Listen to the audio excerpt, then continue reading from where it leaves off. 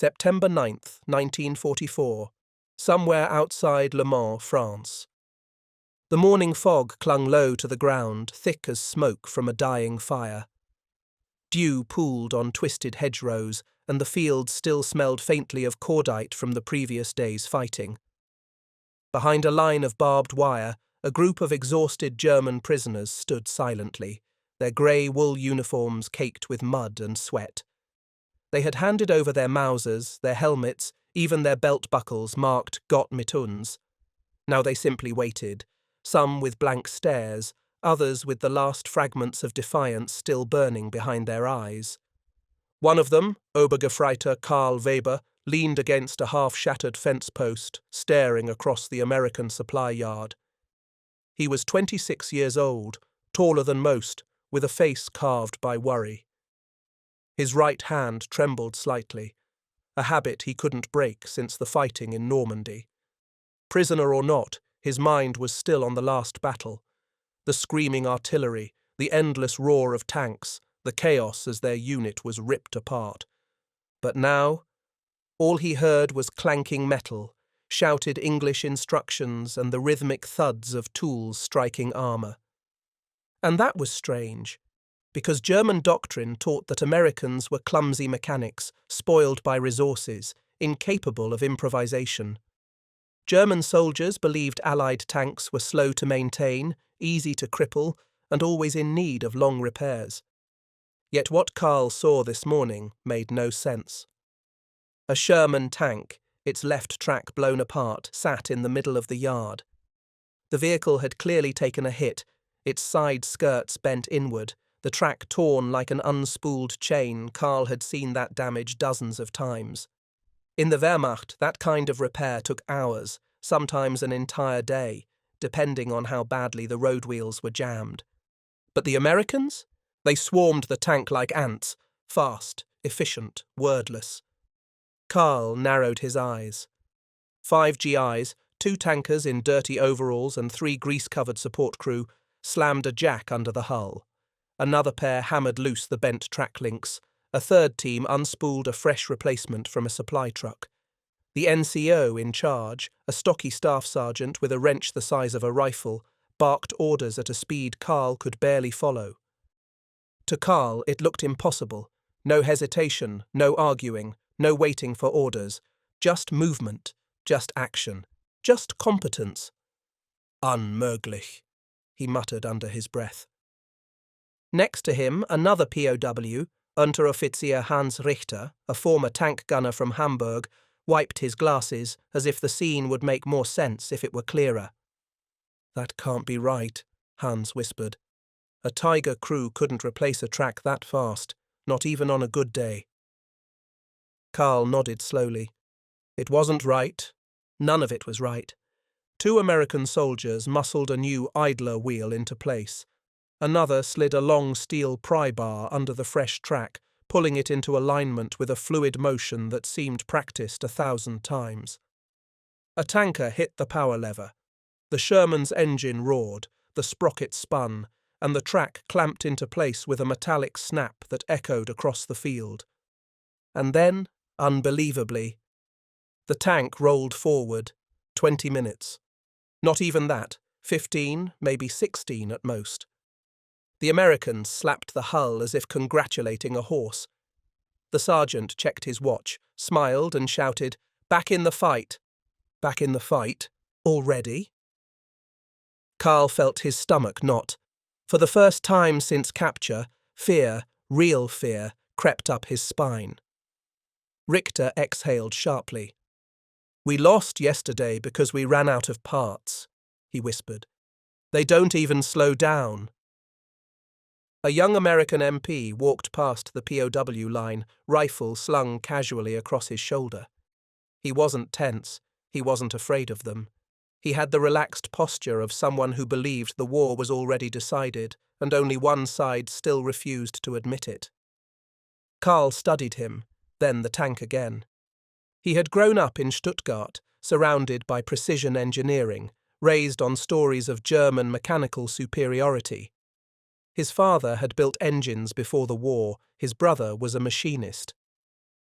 Karl himself had trained on the Panzer III, then briefly on the Panther. They all believed the same thing. Germany built the best machines. Germany trained the best crews. Germany understood war. But here, in this muddy American camp in western France, that belief was unraveling. The Sherman crews worked not like engineers, but like factory teams, drilled in speed, teamwork, and redundancy. Every man knew exactly where to stand, what tool to grab, when to speak, and when to shut up. Their logistics were endless. Their spare parts seemed infinite. Even the way they carried themselves, shirts rolled up, hands smeared with grease, laughing as they worked, felt alien. Richter swallowed hard. "If they can fix tanks that fast," he murmured, trailing off. Karl finished the thought silently. Then the war is already lost. He didn't want to believe it. He couldn't believe it. But the evidence was right in front of him, rumbling back toward the battlefield. The Sherman's tracks crushed gravel as it turned toward the road. Its crew waved at the POWs, not mockingly, not arrogantly, but casually, like mechanics finishing a routine job. This, Karl realized, was routine for them. A 20-minute repair.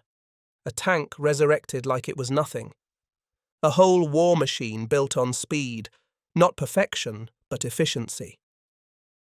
He felt the weight of his world shifting, and he wasn't the only one. Behind the barbed wire, dozens of German soldiers watched in stunned silence, each coming to the same unspoken conclusion. They had never stood a chance. Karl pulled his gaze from the tank only when the American sergeant turned toward the POW line and began walking straight toward him. The American sergeant moved with a confident, almost lazy stride, the walk of a man who'd seen enough war to stop being impressed by anything except results. He was broad-shouldered, with grease smeared across his arms and a wrench still tucked into his belt.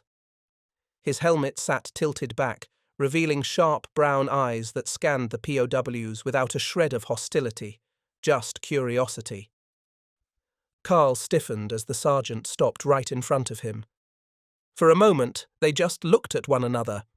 Two soldiers from opposite sides, two products of different machines, two men who'd been raised to believe the other was inferior. The sergeant spoke first. "You speak English, buddy?" Karl hesitated, then nodded. "Some." The sergeant tapped the wrench against his leg. "Good. Your buddy there." He jerked a thumb toward Richter. "Looked like he saw a ghost when we got that Sherman rolling again." Karl felt heat rise in his face. "We are surprised, yes." "Surprised?" The sergeant grinned. "Hell, I was expecting impressed." Hans Richter stepped forward slightly. "In Germany, repairs like that take much longer." "Oh, I know," the sergeant said, nodding. "Captured Panthers we inspected. Beautiful machines. Over-engineered as hell. Break one thing, suddenly the whole crew's on their knees praying for a miracle tool nobody packed." Karl swallowed hard. "Panthers are precise instruments. They require—" "Maintenance?" the sergeant cut in. "Yeah, like everything. Only difference is we keep our machines simple enough that a farm kid with 6 weeks training can fix them in the mud with half a toolkit." He leaned closer. "You boys build machines to impress. We build machines to win." The words hit Karl like a slap. Not because they were insulting, but because they were true. Richter opened his mouth to respond, but the sergeant waved a hand dismissively. "Look, I ain't here to give you a speech. I just wanted to show you something." He turned and motioned to the yard. A moment later, 2 more American mechanics rolled a battered Sherman transmission across the dirt on a wooden cart. It was cracked, blackened, and oozing oil. One of the GIs pointed toward a stack of spare parts stored under a canvas awning. "We'll have that swapped by lunch," the mechanic shouted. Karl blinked. "By lunch?" Richter whispered. "That is impossible." The sergeant smirked. "Impossible? Not here. Watch." The mechanics didn't even slow down. One crawled under the tank with a crowbar and immediately began prying bolts loose. Another pulled the engine cover off like a man peeling an orange. The third shouted for a socket wrench, caught it in mid-air without looking, and went to work on the transmission housing. The tank engine barked once, twice, then roared to life, even as parts were still being removed. Carl stared, horrified and amazed at the same time. "How do you coordinate like this?" he finally asked. The sergeant shrugged. "Assembly lines. Everyone's a specialist at something, and we don't wait for orders, we just get it done." That was another sharp contrast to the German system. Every repair, every modification, every shift in procedure required permission, paperwork, signatures, chain of command approval. Precision demanded control. Control demanded oversight. But here, orders were a suggestion. Results were what mattered. The sergeant rested his elbow on the fence post. "You know why we fix tanks fast?" he asked. Carl shook his head. "Because somewhere out there, a kid we trained is stuck in a ditch under fire, waiting for a machine like that to come save his ass. And if we're slow, he dies." Carl looked at him, trying to read the man's face, trying to determine if this was bravado or truth. But the sergeant wasn't boasting. He was speaking as plainly as if describing the weather. "Your army teaches pride," the sergeant continued. "Our army teaches practicality." Carl felt something twist inside. He had fought for the Reich with conviction. He believed German machines were superior, German engineers unmatched, German discipline unbreakable. But here, in this muddy yard filled with laughing, sweating, improvising Americans, he was watching the truth unravel every belief he had held. The sergeant stepped back and tapped the Sherman's turret with his fist. "You guys built the best tanks," he admitted. "No question." Carl blinked in surprise. "But we built the ones," the sergeant said, "that actually kept moving." He tilted his helmet and started walking away. And then, almost as an afterthought, he glanced back and added, "You boys hungry? Mess tent opens in 10. POWs eat first today." Carl exchanged stunned looks with Richter. "POWs eat first?" Nothing in their training, doctrine, or ideology had prepared them for this moment. Not just the efficiency, not just the speed, not just the endless parts and the working machines, but the humanity. German prisoners had been warned that capture meant starvation, humiliation, violence. Yet here, the Americans offered them breakfast and spoke with them as if they were simply another set of weary soldiers in a war nobody asked for. A ripple of quiet murmurs passed through the POW line.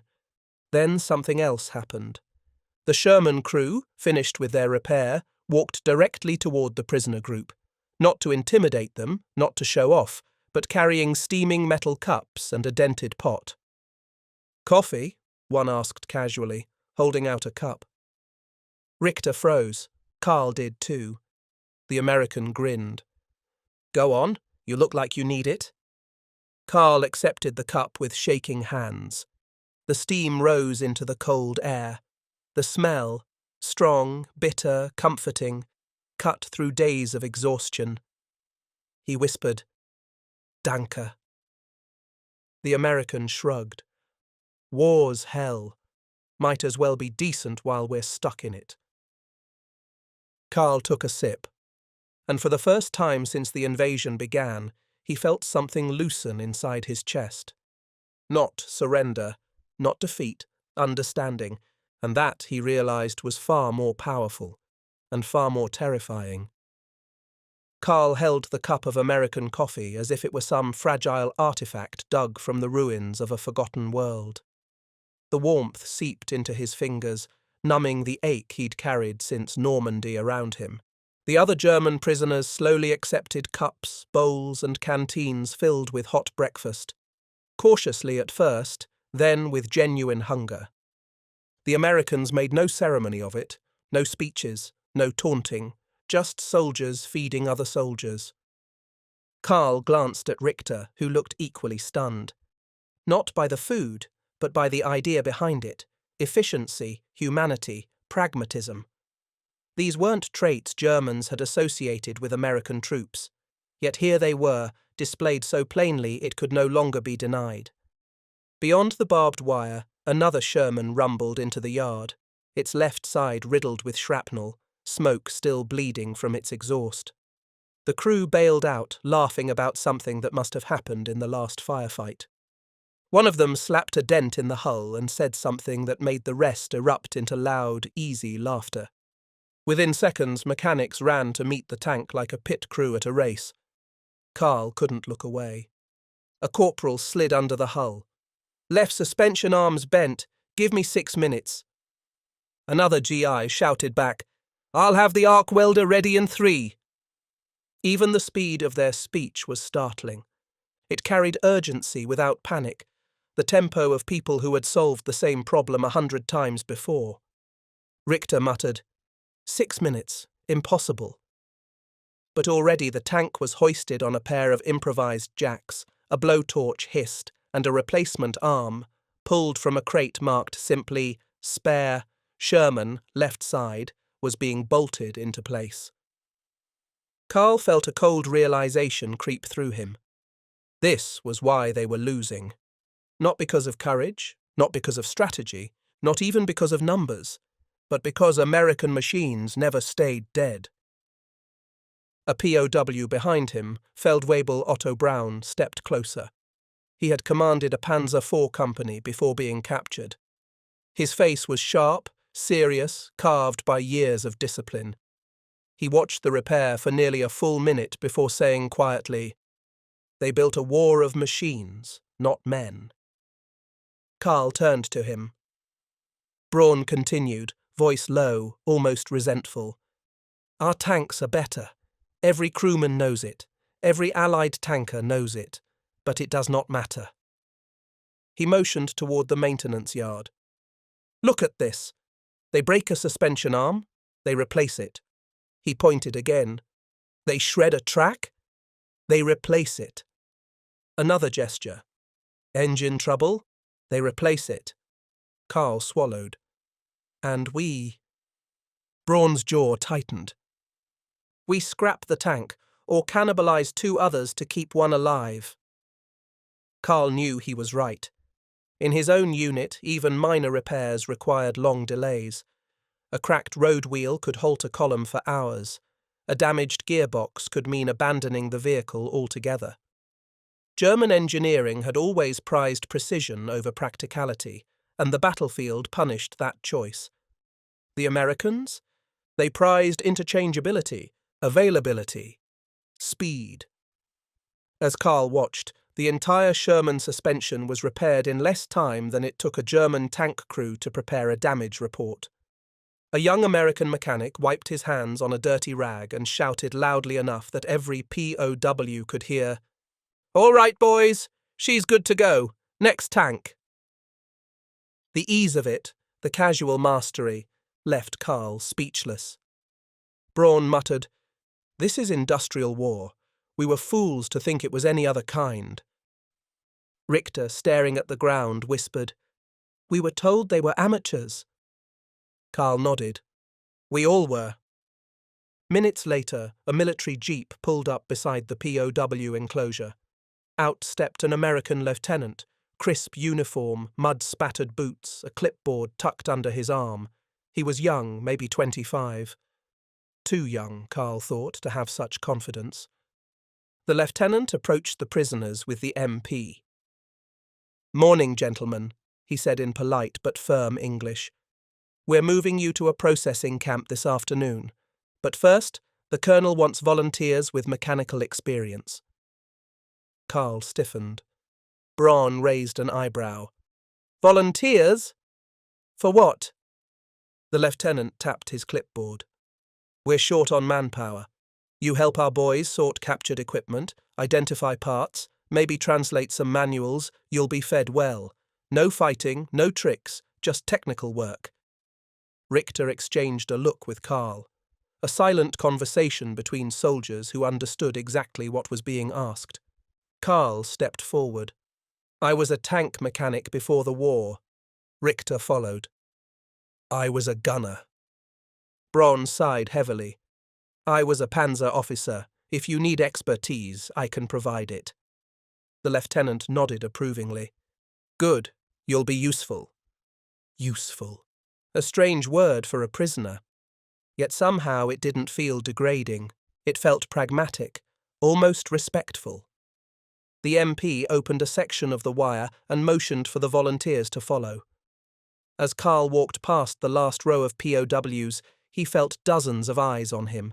Some looked confused, some judgmental, some simply desperate. But Carl wasn't thinking about them. He was thinking about the Sherman tanks, about the speed, the parts, the teamwork, the method, and about how fundamentally wrong everything he'd been told about the Americans had been. As the three Germans followed the lieutenant toward a nearby maintenance tent, Braun leaned over to Carl and whispered, "Remember this moment, Weber. This is the day we learn the truth." Carl nodded. "The truth?" he asked quietly.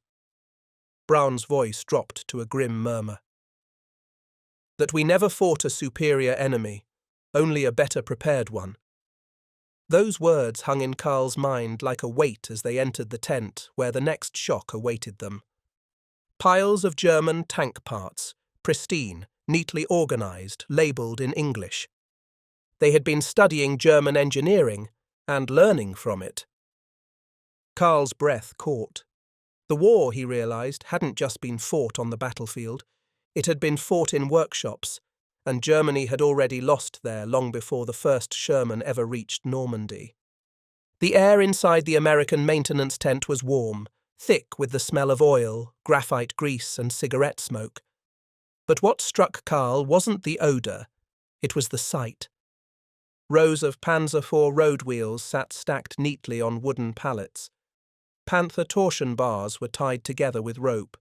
Gearbox components, drive sprockets, periscopes, even the delicate optical parts from a Tiger's gun sight lay arranged on clean tarps, each tagged with handwritten labels like German, do not mix with Sherman parts. PZ4, gear housing, good condition. The Americans had not only captured German equipment, they had analysed it, sorted it, and integrated it into their own logistical system. Richter whispered, "They understand our tanks better than half our own depots." Braun crouched beside a Panther drive sprocket, running his hand over the teeth. "Look," he murmured, "they even chalk-marked the stress fractures." Carl felt hollow. The Americans weren't improvising. They weren't lucky. They weren't sloppy or careless or untrained, as German propaganda had insisted. They were systematic, and that was far more terrifying. A mechanic in a brown tanker's jacket approached them, wiping his hands with a rag. "You the volunteers?" he asked. Braun nodded stiffly. "Good," the mechanic said with a friendly grin. "I'm Corporal Myers. You're going to help us sort this mess. Try not to mix up the Panzer III stuff with the IV. They look similar till you know what you're doing." Carl stared. "You want us to help you repair German tanks?" Myers laughed. "Not repair, study. Command thinks knowing what breaks easiest might save a few American lives." He tossed a pair of gloves toward Braun. "Let's get to work." For the next hour, Carl, Richter and Braun moved through the tent alongside American mechanics. They disassembled parts, pointed out weak spots in German designs, explained lubrication needs, tolerances, and quirks that only veteran tank crews would know. Carl found himself demonstrating how to remove a Panzer IV's idler arm. A young American private watched him, wide-eyed. "You guys grease this by hand every 30 miles?" the private asked. "Yes," Carl replied. "If not, it wears too quickly." The private whistled softly. "Hell, our boys don't even check half this stuff till it breaks." Carl almost smiled. Almost. Then the private added, "But that's why we carry spares for everything." And there it was again. The same truth hitting him from a new angle, different philosophies, Different priorities, different outcomes. Braun, meanwhile, spoke with an American lieutenant over a table of captured German optics. "These are beautiful pieces," the lieutenant said, holding a Panther periscope. "But complicated. A replacement prism comes in 3 sizes." Braun nodded. "They are adjusted individually." The lieutenant blinked. "How the hell are you supposed to fix that in combat?" Braun's answer came with visible shame. "You don't." The lieutenant exhaled slowly. "Well, that explains a lot." Across the tent, Richter stood by an open Tiger gearbox while Corporal Myers poked at its interior. "You could put this on a museum shelf," Myers said, "but I wouldn't want to swap it in the snow with Russian artillery on my arse." Richter nodded reluctantly. "It is a masterpiece of engineering." Myers grinned. "Yeah, and your masterpiece weighs 1/2 a ton and needs 3 hammers and divine intervention just to get it seated." A laugh rippled through the Americans nearby. Richter didn't laugh, but he didn't argue either, because Myers was right. Around noon, a loud rumbling approached the tent. A Sherman rolled in trailing black smoke, its crew shouting over the noise. "She's overheating again!" Myers waved them over. "Bring it here!" Carl watched with a strange mix of curiosity and dread as the crew shut off the engine. Steam hissed from the radiator. An American sergeant jogged up, looked at the overheating engine for 3 seconds, and said, "Radiator hose. Again. Grab a new one." A private ran into a parts crate, pulled out a hose, tossed it to another mechanic, and within 2 minutes the Sherman's engine was stripped open, another 2 minutes, and the new hose was clamped in place. Myers shouted, "Fill it up." A water can was lifted, poured in, and as soon as the level hit full, "Start her!" The engine coughed, roared, and settled into a healthy rumble. Total time, under 5 minutes. Carl's mouth went dry. Richter stepped back as if struck. Braun stared silently, eyes hard. Myers noticed their expressions. "You guys okay?" Carl answered honestly. "We would have needed 2 hours for that repair." Myers shrugged casually. "Yeah, well, we learned the hard way that slow repairs get tank crews killed, so we speed things up." He clapped Carl on the shoulder, not mockingly but genuinely. "War doesn't wait." Later that afternoon, as the POWs were prepared for transport, Carl paused at the wire fence to watch one last repair. A Sherman with a shattered road wheel limped into the yard. As it stopped, the crew hopped out, tossing jokes back and forth. The mechanics swarmed it instantly. Braun joined Carl at the fence. "Look at them," he said softly. Carl nodded. "It is as if," Braun continued, "they have turned chaos into routine." Richter stepped beside them. "They do not fear breakdowns. They expect them." Carl whispered, "And they prepare for them." In that moment, everything became painfully, blindingly clear. The Americans had mastered the one thing Germany never did, the ability to keep fighting, endlessly, relentlessly, without pause. Not because their tanks were better, not because their soldiers were braver, but because their entire war machine, from factory to front line, was built for one purpose: to never stop moving. As the Sherman roared back to life and drove away, Carl felt something in his chest shift forever. This was the truth they had been denied, the truth they had never wanted to see, and the truth they would carry for the rest of their lives. Germany didn't lose the war because it lacked courage. It lost because it couldn't keep up. The MP tapped the fence. "All right, boys, time to load up."